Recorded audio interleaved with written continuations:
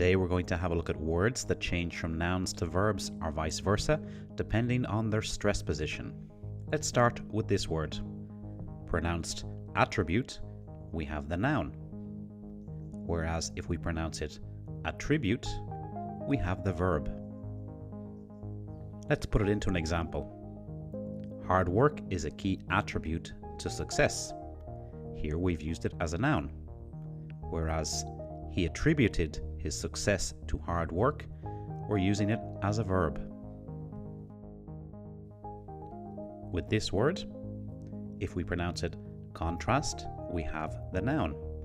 Whereas if we pronounce it contrast, we're using it as a verb.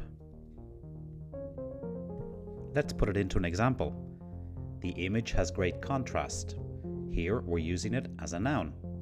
Whereas his professional success contrasts with his personal failures, we're using it as a verb. Let's have a look at another word.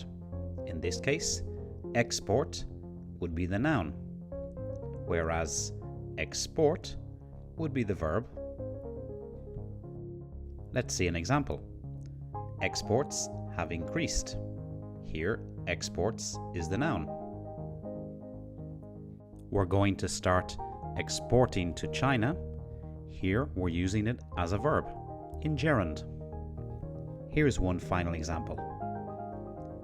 Insult would be the noun, and insult would be the verb.